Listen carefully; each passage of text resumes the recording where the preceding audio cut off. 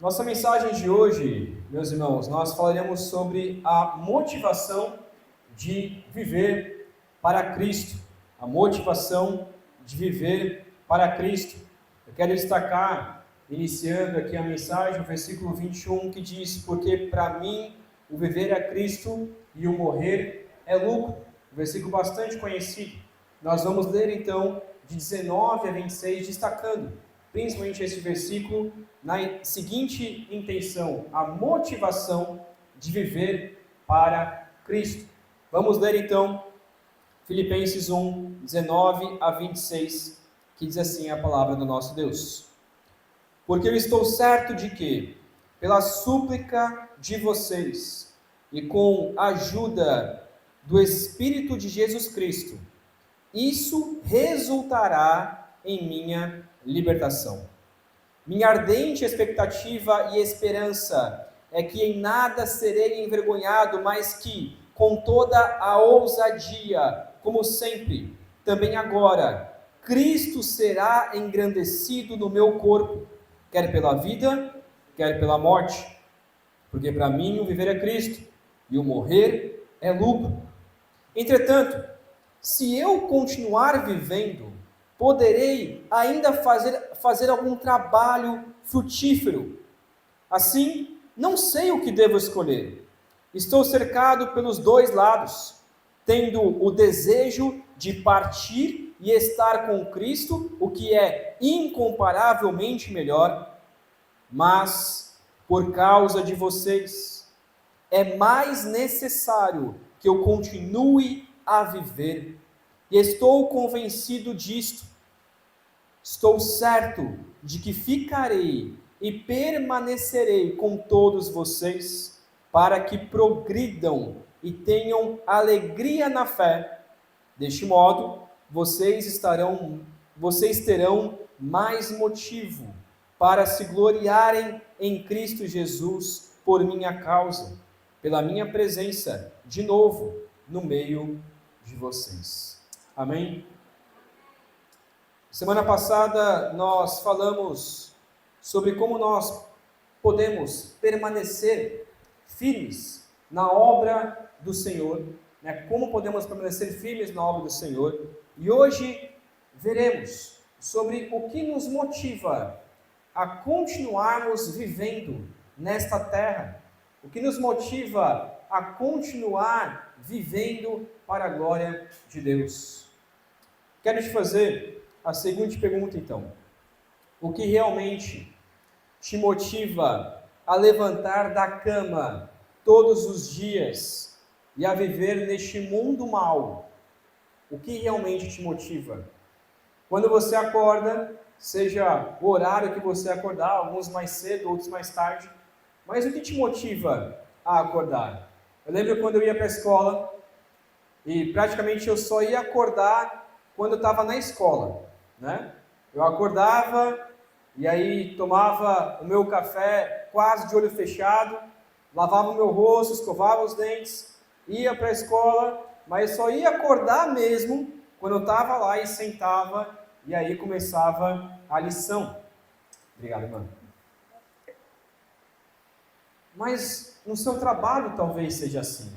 Você acorda e é um dia após o outro, um dia após o outro, dias cansativos, porque nós vivemos em dias exaustivos. Nós enfrentamos as pressões do trabalho, as crises na família, as injustiças da sociedade e até mesmo as nossas próprias lutas internas contra os nossos pecados, contra os nossos desejos maldosos, que costumam sempre pesar em nosso ombro. Você já sentiu o desejo, aqui não quero trazer nenhum gatilho, mas talvez você já sentiu o desejo de deixar este mundo.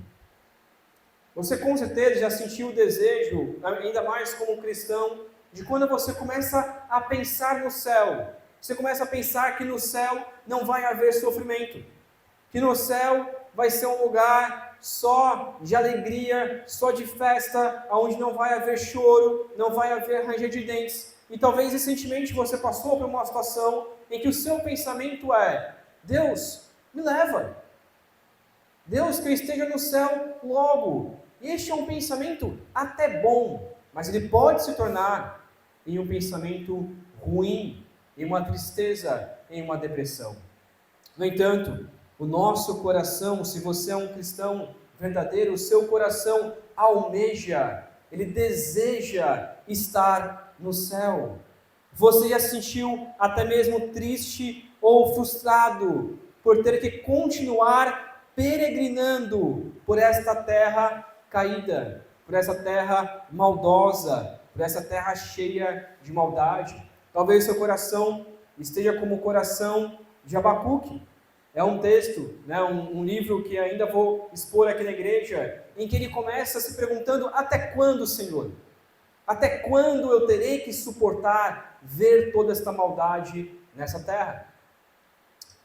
Esse sentimento de cansaço, meus irmãos, é real e ele é compreensível. Mas nós precisamos tomar muito cuidado com a forma como nós lidamos com este pensamento. Obviamente, a solução nunca será de atentar contra a própria vida. Essa nunca será a solução. Afinal, a vida é um dom sagrado de Deus, e tirá-la seria, obviamente, um grave pecado, e trazer tristeza, maior tristeza, para aqueles que estão ao seu redor, para aqueles que te amam. Por outro lado, também não fomos chamados para nos arrastar neste mundo, viver neste mundo de forma apática. Alguns cristãos, eu percebo que vivem neste mundo só reclamando deste mundo. Ah, este mundo é mau, este mundo é triste, eu não consigo ter felicidade neste mundo, eu só vou ter alegria mesmo quando eu for para o céu. E muitos cristãos, eles vivem até mesmo depressivo nesse sentido, não conseguem encontrar uma felicidade, uma alegria no seu dia a dia, nas coisas boas que nós temos aqui. Então ele fica apenas esperando Jesus voltar, mas ele não consegue viver uma vida de alegria, de felicidade aqui na terra. Viver assim também é uma falha em glorificar a Deus no nosso dia a dia. O que nós vamos fazer então? Então perceba como é difícil esta vida do cristão. Ao mesmo tempo em que nós vivemos em um mundo mau, ao mesmo tempo nós não podemos ficar apáticos e tristes neste mundo mau. Nós devemos sim encontrar alegria em Deus, que é o que veremos hoje. E nós não podemos nos atentar contra a nossa vida, mas devemos ter a esperança de que um dia viveremos eternamente no céu. Nós vemos várias e várias vezes, principalmente nas cartas de Paulo dizendo: olhem para cima, olhem para o autor, olhem para Jesus. Como vimos aqui no meio do culto, em Hebreus 12, olhe para o autor e consumador da nossa fé. Olhe para cima. Então nós devemos sempre olhar para o céu, sempre olhar para cima, sempre desejar o reino de Deus. E estar esperançoso de que de fato no reino de Deus não vai haver choro, não vai haver ranger de dentes, não vai haver tortura, não vai haver sofrimento, não vai haver pensamento algum, não vai haver pecado. Mas ao mesmo tempo, meus irmãos, ao mesmo tempo, como diz Hebreus, nós devemos continuar vivendo a nossa luta no dia a dia. Devemos continuar correndo a corrida que nos espera, a carreira que nos espera, a carreira que foi prometida para nós, com alegria, com satisfação. Mas como faremos isso? O texto de hoje nos convida a espiar o coração dividido de Paulo.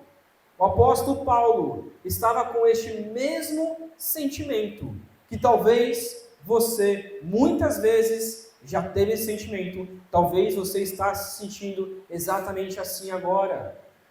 Você quer continuar vivendo nessa terra, mas ao mesmo tempo você deseja ir para o céu, para um lugar onde não vai haver mais dor, não vai haver mais sofrimento. E este é o coração dividido de Paulo. Ele escreve esta carta de dentro de uma prisão. Nós já falamos sobre isso. Era uma prisão domiciliar, onde o tempo todo ele estava preso a um soldado romano.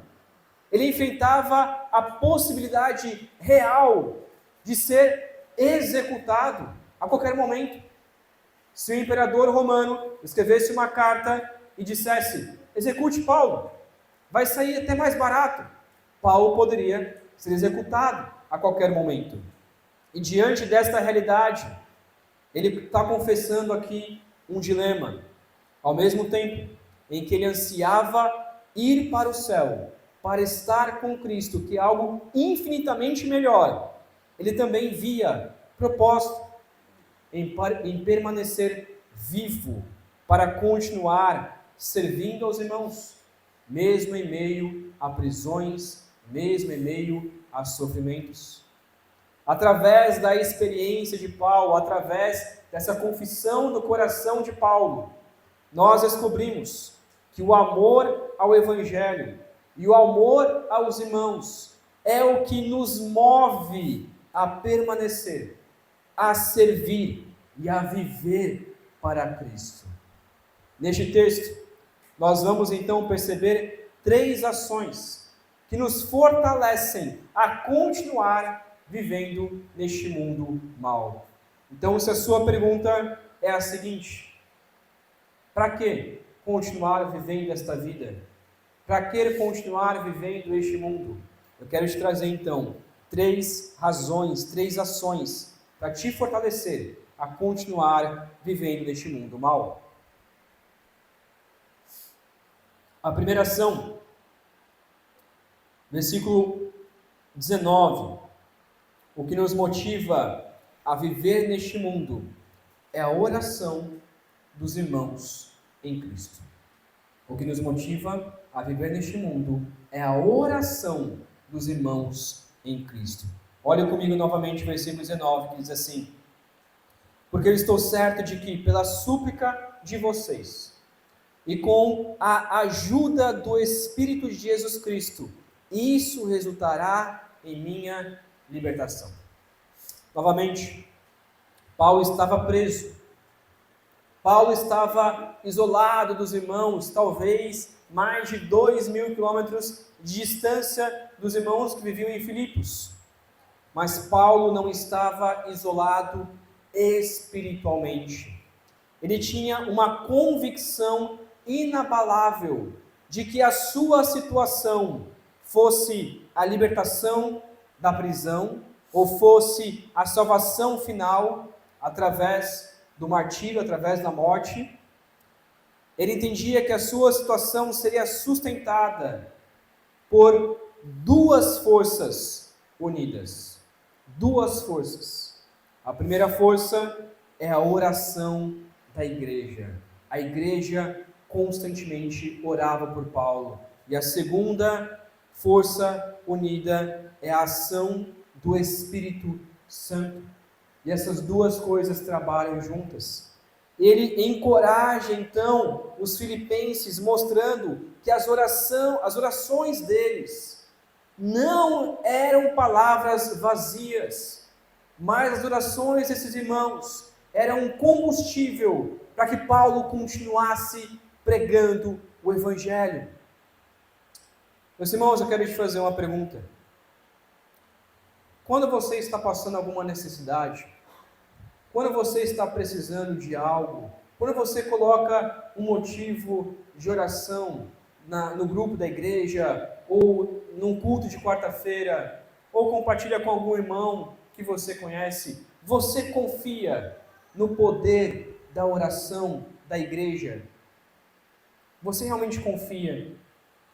Nós somos criados para viver em comunidades. Nós não somos ilhas. Ao passar por problemas diversos, por doenças, por lutos, por desânimos profundos nesta vida, o que nos impede de afundar é saber que nós podemos contar com a súplica dos nossos irmãos, com a oração dos nossos irmãos. Quando nós estamos fracos demais, até mesmo para orar por nós mesmos, a oração da igreja muitas vezes nos carrega, muitas vezes nos fortalece. Quando nós nem conseguimos pronunciar uma palavra ao Senhor, de tão fraco que estamos, saber que irmãos estão orando por nós, muitas vezes fortalece o nosso coração. Talvez você já viveu essa experiência, eu já vivi essa experiência inúmeras vezes, inúmeros momentos.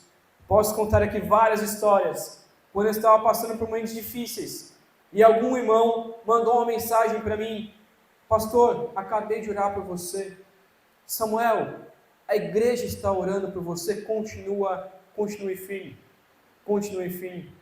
Meus irmãos, isso é libertador, isso é encorajador. No entanto, nós precisamos fazer uma crítica, uma autocrítica para nós. Muitas vezes, meus irmãos, quando alguém compartilha um pedido de oração, a primeira coisa que a gente faz no grupo de WhatsApp da igreja ou em mensagens particulares, a nossa reação imediata é enviar apenas um emoji, de mãozinhas juntas. A gente coloca lá e diz: olha, estamos orando. E aí coloca só aquele emoji de mãozinhas juntas, aquele símbolozinho de mãozinhas juntas.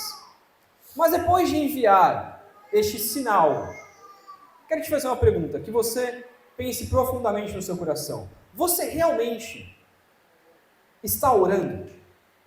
Ou você só está mostrando para as pessoas: olha, estou orando, mas você realmente para orar? Ou você só colocou aquele símbolozinho, aquele sinal, e diz que está orando, mas você realmente ora? Meus irmãos, eu sei que muitos de nós não oram. Eu sei que muitos de nós só finge que está orando, ou só diz que está orando. Mas, meus irmãos, creia no poder da oração. Ore.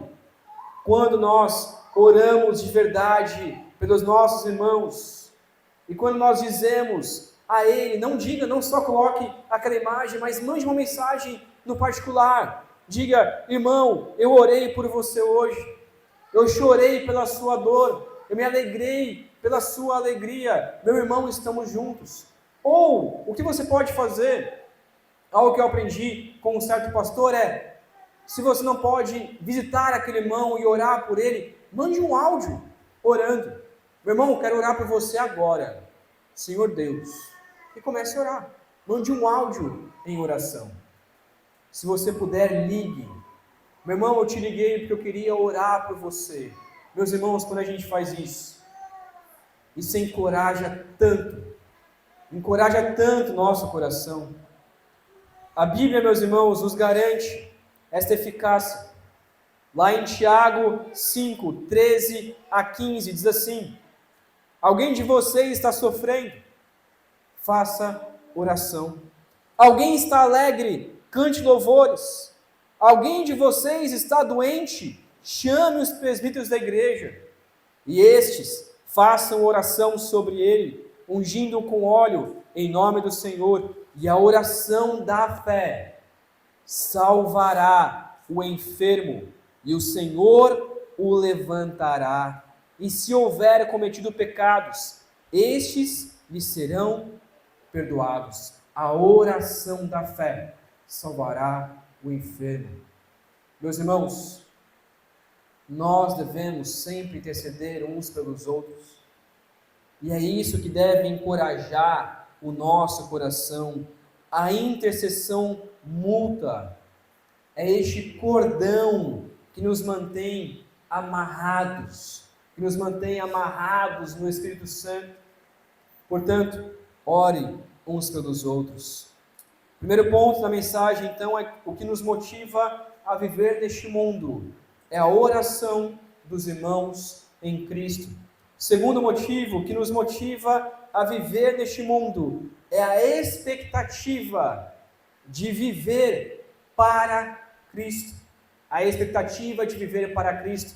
Versículo 20 a 21, Filipenses 1, 20 a 21, diz assim: minha ardente expectativa e esperança é que em nada serei envergonhado, mas que com toda a ousadia, como sempre também agora, Cristo será engrandecido no meu corpo, quer pela vida, quer pela morte, porque para mim o viver é Cristo e o morrer é lucro.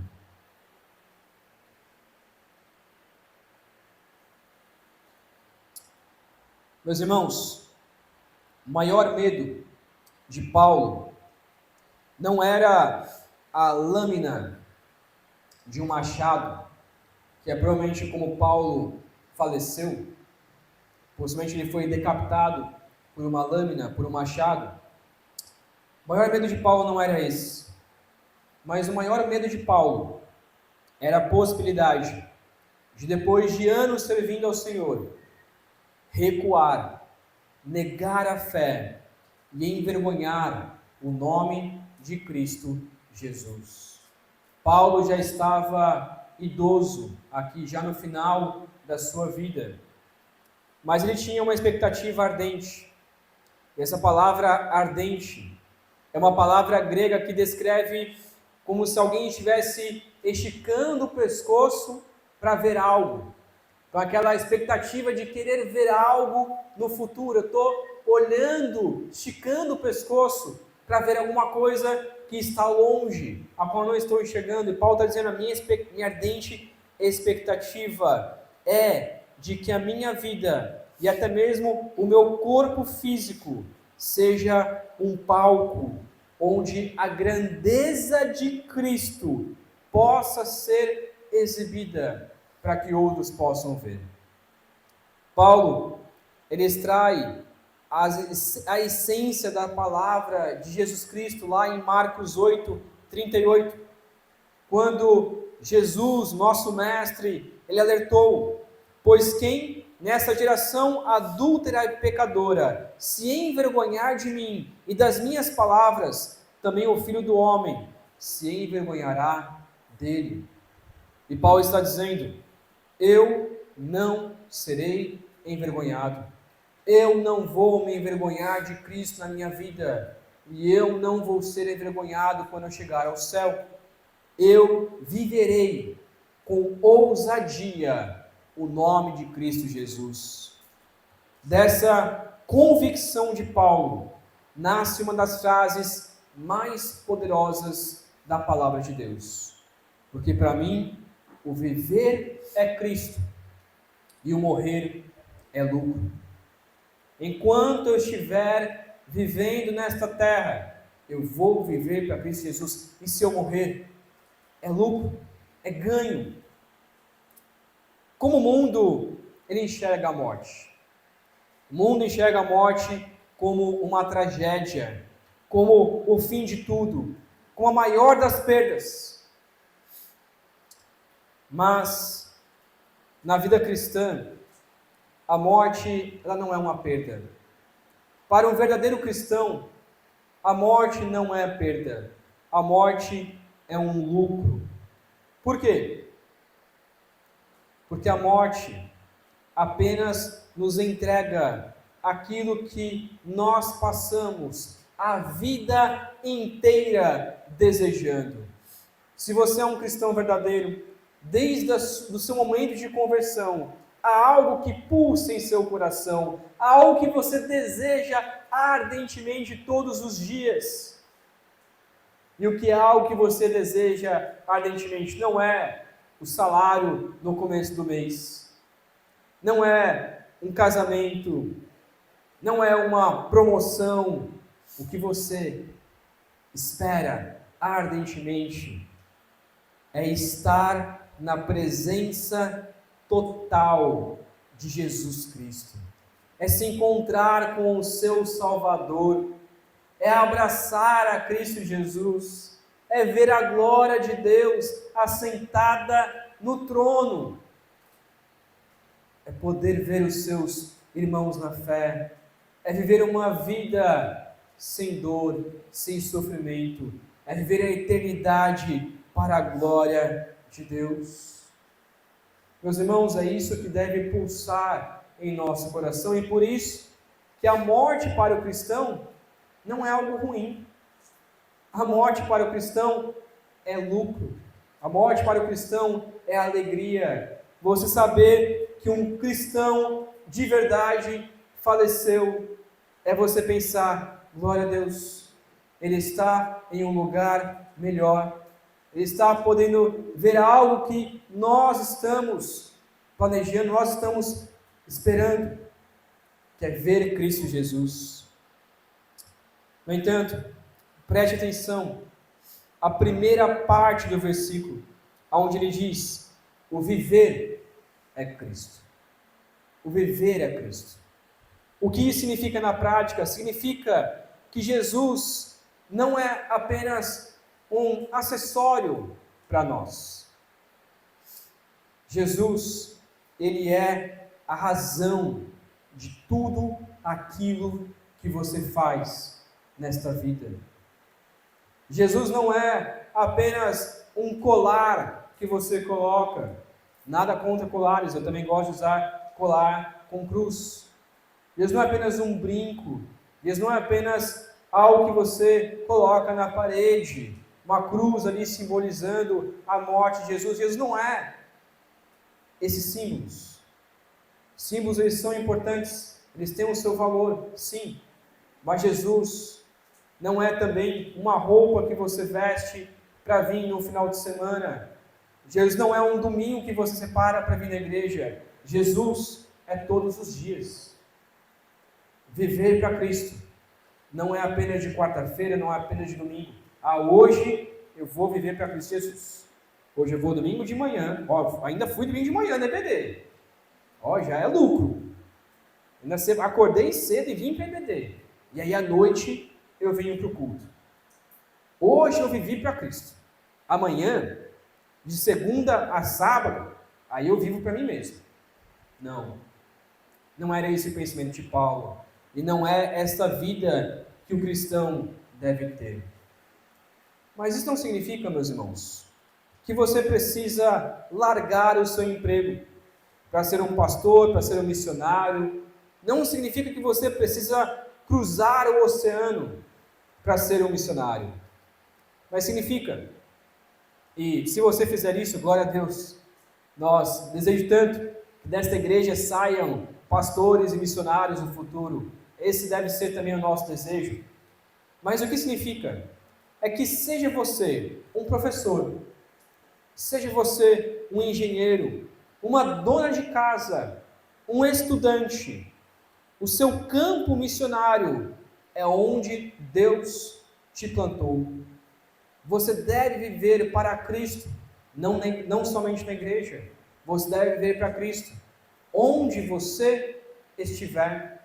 E é isso que Paulo diz: a minha vida é para Cristo Jesus. As minhas redes sociais são para Cristo Jesus. Aquilo que eu faço no meu celular é para Cristo Jesus. Aquilo que eu faço em casa, quando eu limpo a minha casa, quando eu cuido do meu lar, quando eu faço comida, é para Cristo Jesus. No meu trabalho, servindo ao Senhor, trabalhando para o meu patrão, eu estou servindo a Jesus.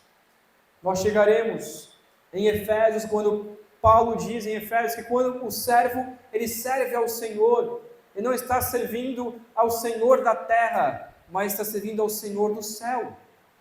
Então, tudo que nós fazemos para o nosso patrão, nós não fazemos para o patrão, mas fazemos para Jesus Cristo, porque o viver é Cristo.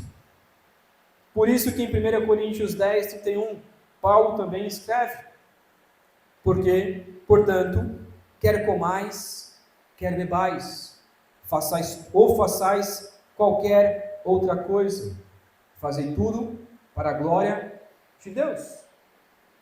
Onde você estiver, meu irmão, faça tudo para a glória de Deus. Onde você estiver, viva para Jesus Cristo. E se você vive nesta terra para Jesus Cristo, morrer é lucro.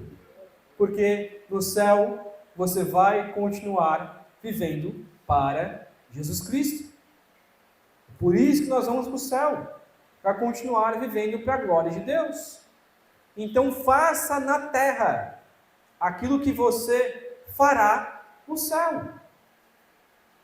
Por isso que o reino de Deus, ele já está aqui. Nós já devemos viver no céu, dentro desta terra. A nossa expectativa diária deve ser, então, transformar as tarefas mais comuns em atos de adoração ao Senhor. Segundo ponto, então, o que nos motiva a viver neste mundo é a expectativa de viver para Cristo Jesus. O terceiro e último ponto, versículo 22 a 26. O que nos motiva a viver neste mundo é a decisão de viver por causa dos irmãos. A decisão de viver por causa dos nossos irmãos.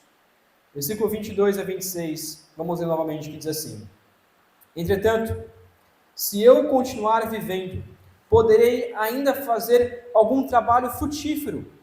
Assim, não sei o que devo escolher. Estou cercado pelos dois lados, tendo o desejo de partir e estar com Cristo, o que é incomparavelmente melhor, mas por causa de vocês, é mais necessário que eu continue a viver. E convencido disto, estou certo de que ficarei e permanecerei com todos vocês, para que progridam e tenham alegria na fé. Deste modo, vocês terão mais motivo para se gloriarem em Cristo Jesus por minha causa, pela minha presença de novo no meio de vocês. Aqui então chegamos a este santo dilema de Paulo. Imagine-se nessa posição dele. De um lado, o alívio imediato de toda a dor que ele sentiu em sua vida. A glória celestial, o abraço do Salvador, de Cristo Jesus. O que ele define aqui como sendo incomparavelmente melhor. O que Paulo está colocando aqui é o seguinte, meus irmãos, imagine aqui o meu coração também. É claro que eu gostaria, né? É claro que eu tenho, e já posso dizer isso, que eu tenho amado vocês. Como pastor, eu tenho amado essas ovelhas, e tenho amado vocês. E amo, em cada lugar em que eu passei, cada igreja que eu passei, eu amo cada uma das minhas ovelhas, que foram minhas ovelhas, e amo cada um. Eu gostaria de estar sempre presente com os irmãos, mas vamos ser sinceros, é incomparavelmente melhor estar no céu. É claro que a gente ama, é claro que eu amo minha esposa, e amo estar com ela, mas meus irmãos, eu posso dizer algo, e eu sei que ela não vai ficar brava comigo, que é de que eu posso dizer para ela, eu sei que é incomparavelmente melhor estar no céu do que continuar nessa terra, com você. Eu amo minha esposa, mas Jesus é muito mais importante, eu amo muito mais a Jesus do que a minha esposa, e eu sei que ela se alegraria em ouvir isso. Meus irmãos, esse é o coração de Paulo. Por outro lado, do outro lado então, ele está entendendo que continuar com o corpo açoitado, preso em uma cela fria, lidando com os problemas da igreja, mas junto com os irmãos, alegres com eles, podendo louvar ao Senhor nesta terra, podendo alcançar outras pessoas, podendo ver vidas sendo transformadas pelo Evangelho. E então ele começa a entrar neste dilema. Qual que é a escolha óbvia? A escolha óbvia, e eu creio que qualquer um de nós escolheria o céu. Eu não vejo a hora de ir para o céu. Se Deus me quiser levar hoje, glória a Deus, Ele pode levar. E eu vou querer muito que Deus me leve hoje. Mas o que Paulo está colocando aqui eu sei que eu preciso chegar a uma conclusão E a conclusão de Paulo é surpreendente aqui.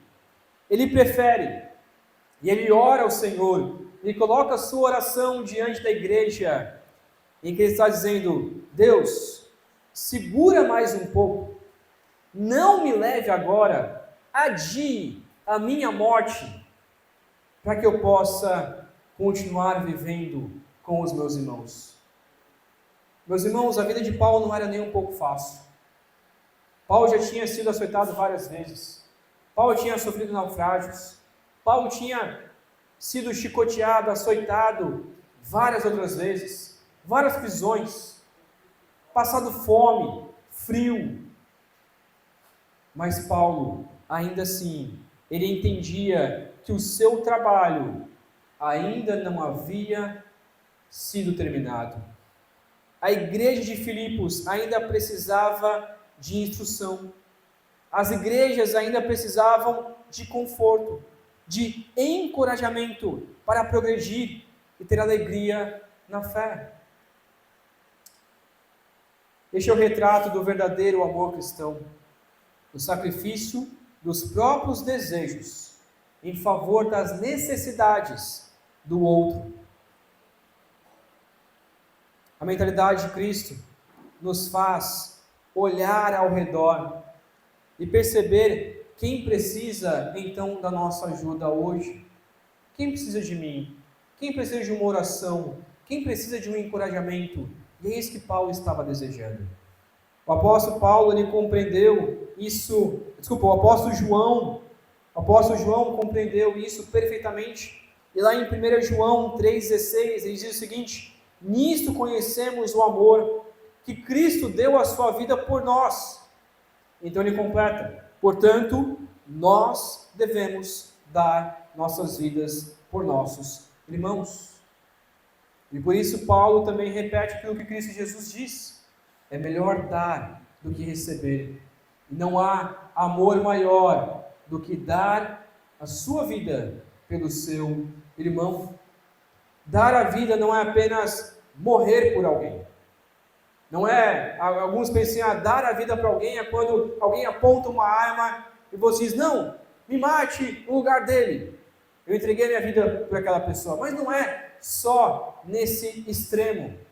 Dar a vida por alguém é gastar os seus dias, é gastar o seu tempo, é gastar a sua energia, gastar o seu conforto, gastar os seus recursos para fortalecer a fé daqueles que caminham com você.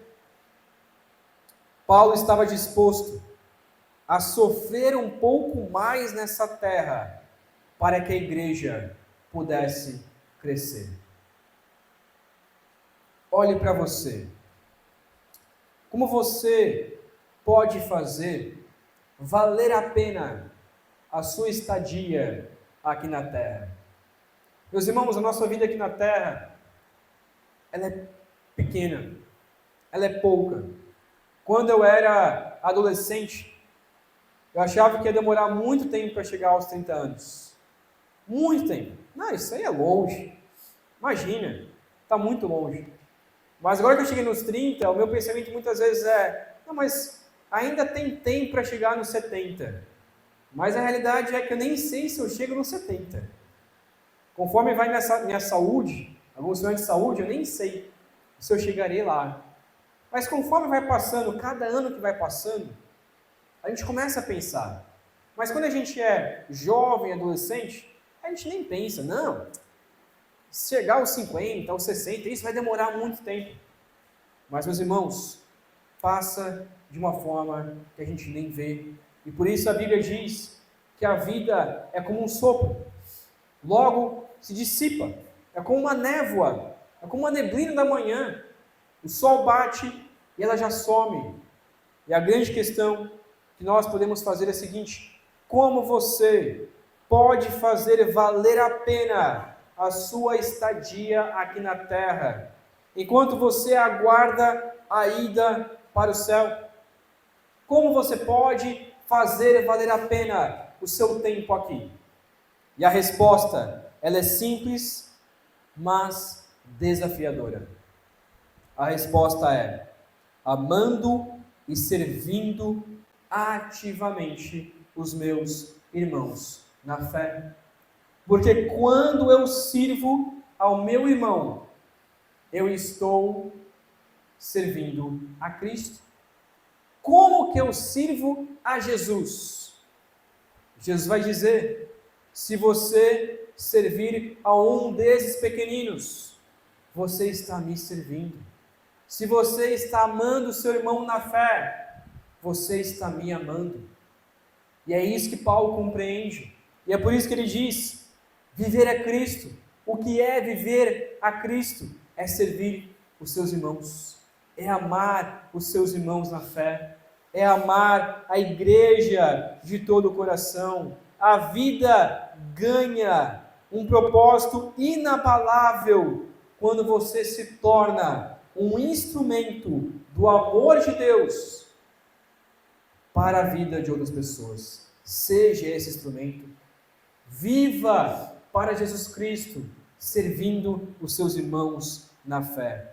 Terceiro e último motivo, então, o que nos motiva a viver neste mundo é a decisão de viver por causa dos irmãos em Cristo. Podemos resumir, então, esse texto de Filipenses 1, 19 a 26 com a seguinte grande ideia. Essa grande ideia é um pouco mais curta. O amor ao Evangelho e aos irmãos nos move a permanecer, servir e viver para Cristo. O amor ao Evangelho e aos irmãos nos move a permanecer, servir e viver para Cristo. O que deve nos motivar a partir de hoje a levantar da cama, a continuar vivendo neste mundo, apesar das suas dores, apesar dos seus sofrimentos? Primeiro, então, a oração dos irmãos em Cristo. Não viva isolado. Peça oração quando você estiver fraco. Peça oração para os irmãos. Diga: meus irmãos, eu não estou me sentindo bem, eu estou fraco na fé, eu estou passando por essas lutas. Peça oração para os irmãos. E se você está forte, seja um intercessor fiel na vida dos outros. Lembre-se sempre de orar intencionalmente pelos seus irmãos que estão desfalecendo e necessitando de um ânimo a mais. Então, se quiser colocar lá o emoji, de mãozinha, coloque, não tem problema nenhum. Tem que colocar mesmo. Mas se você for colocar, faça o compromisso. Eu só vou colocar se eu orar de fato. Ore, nem que seja 1 minuto. Senhor, quero orar pelo meu irmão que está passando por isso. Ótimo, você orou. Mas ore, seja um intercessor dos seus irmãos. Segundo, o que nos motiva é a expectativa de viver para Cristo. Novamente, examine o seu coração. Para quem você vive? Será que você está vendo mais para você mesmo do que para Cristo Jesus? Ame o Senhor acima de todas as coisas e deseje o céu ardentemente. Faça do seu trabalho secular, dos seus estudos, da sua família, um local de adoração ao Senhor.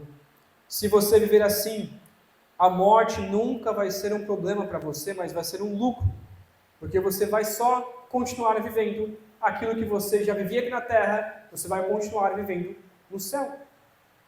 Terceiro e último motivo, a decisão de viver por causa dos irmãos. Saia da bolha do seu próprio sofrimento, do seu isolamento. Olhe para os lados. Pergunte: quem precisa de encorajamento hoje? Para quem que eu posso mandar mensagem? Quem precisa de um discipulado? Quem precisa de uma oração? Ame os seus irmãos ao ponto de encontrar alegria em continuar vivendo só para fortalecê-los na fé. Meus irmãos, creio que a sua presença aqui, nesta igreja, ainda é necessária. E você pode se envolver com a igreja ao tal ponto, de uma tal forma, que você encontre alegria em viver para Cristo Jesus. Vamos orar? Pai querido, obrigado, meu Deus, porque nós podemos encontrar uma alegria inabalável em Cristo Jesus. Ó Deus, nos ajude a entender que não existe vida melhor do que viver para Cristo. Muitas vezes, ó Pai, nós queremos viver nesta terra para nós mesmos, cheios de egoísmo, querendo alcançar a nossa carreira, querendo fazer só o nosso trabalho, querendo viver nosso dia somente para o nosso conforto, para o nosso bem-estar. Mas muitas vezes nós não pensamos em como podemos viver para Cristo e como podemos servir o próximo. Por isso pedimos, ó Pai, que o Senhor nos ajude a viver nesta terra, não de acordo com a nossa agenda, mas de acordo com a agenda do Senhor. Nos leve, ó Pai, para o seu caminho, para cumprir a sua vontade. Nos leve no dia a dia para vivermos amando o próximo como amamos a nós mesmos e amando ao Senhor em primeiro lugar. Amando a Cristo Jesus, a Deus Pai, o Espírito Santo, acima de todas as outras coisas. Pedimos, ó Pai, que o Senhor nos motive a continuar vivendo com alegria, e se nós estamos tristes neste mundo mal, que o Senhor traga esta alegria em nosso coração, traga um propósito em nosso coração. Se alguém aqui, ó Deus, que ainda não confessou o Cristo Jesus como Senhor de sua vida, abra este coração para que ele tome uma decisão e nesta noite possa dizer ao Senhor: eu quero viver para Cristo Jesus. Eu quero crer em Cristo Jesus como meu único e suficiente Salvador. Eu quero entregar a minha vida ao Senhor e viver para a glória de Deus. Abra este coração duro, ó Pai, para que essa pessoa creia verdadeiramente em Ti. E sabemos que o Teu Santo Espírito pode fazer isso. E que essa pessoa tome uma decisão ainda hoje para viver para Cristo Jesus. Pedimos também, ó Deus, que o Senhor cuide de nossa semana, para que possamos glorificar o Senhor em tudo o que fizermos. Em nome de Jesus que oramos. Amém.